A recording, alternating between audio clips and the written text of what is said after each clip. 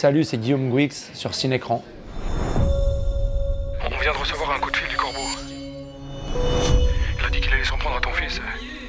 Grégory ? Ce qu'on oublie petit à petit dans cette affaire, tellement c'est médiatisé et tout ça, c'est et qu'on retrouve bien dans la série, là je trouve, c'est le point de départ, qui est en fait un drame intime, qui se trouve est devenu le drame de tout le monde, mais de rendre possession de ce drame au protagoniste, je trouve ça...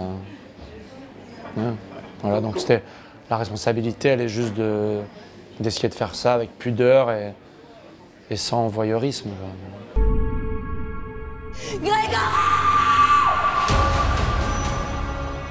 Je sais pas quelle force les traverse, puis on peut pas se projeter dans leur histoire parce que c'est inimaginable.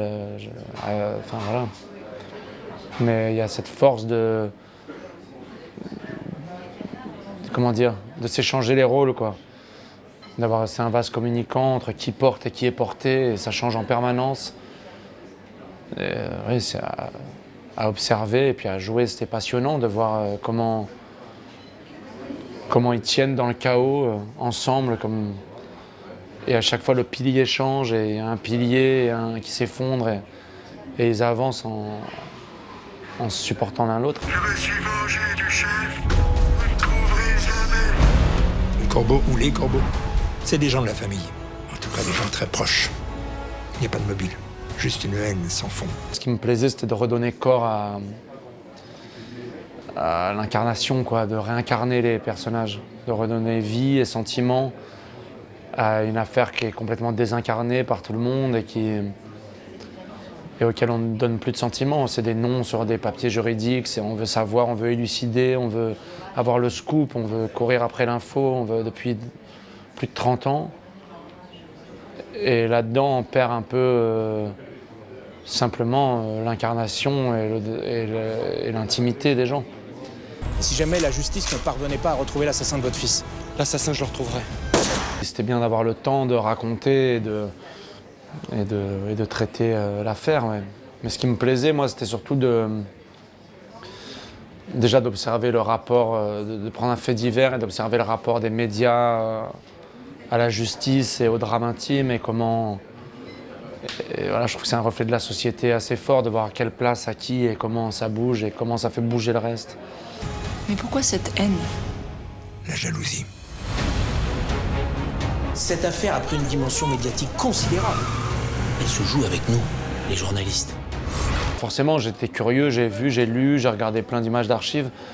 Ensuite, avec Christophe, on est vite tombé d'accord sur que le travail consistait à trouver quelque chose de viscéral, quoi.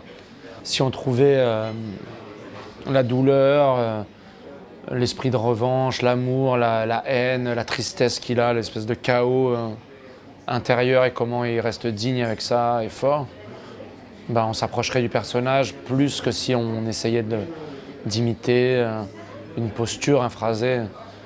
Et bizarrement, en se concentrant sur l'interne, quoi, j'ai l'impression que ça lui ressemble, sans essayer de le faire. Je sais pas, enfin, c'était le travail avec le réalisateur. Ça, c'est le seul moyen que j'ai pour venger Grégory. Il y a un tel manque d'humanité dans cette affaire. Comme c'est un multi-point de vue et que c'est une affaire qui est en cours et qui n'est pas résolue juridiquement et tout ça, aussi de pas mettre complètement tout l'affect dedans et de garder un point de vue un peu objectif et un multi-point de vue. Donc rencontrer, c'est aussi le moyen de ne pas réussir à garder cette objectivité-là. Et puis si ça devait se faire un jour, ça viendrait d'eux, mais pas de nous en tout cas. Enfin moi, non, moi en tout cas en aucun cas je veux me servir d'une rencontre pour faire mon travail.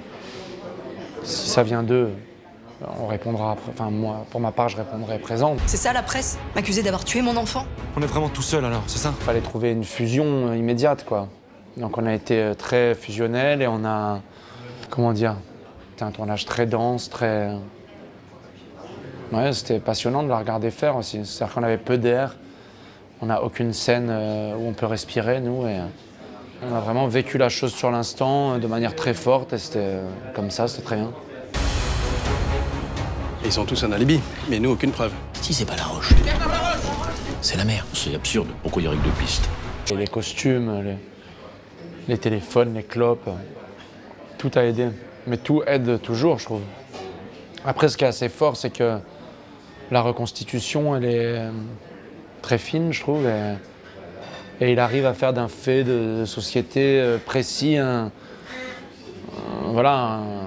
vrai reflet de notre société. C'est une série qui ouvre un peu le débat, je trouve, sur le rapport des Français à leur justice, à leurs médias, entre ce qui appartient au sujet traité, ce qu'on donne à voir, et en même temps le désir, je sais pas, c'est un problème d'ego de chacun.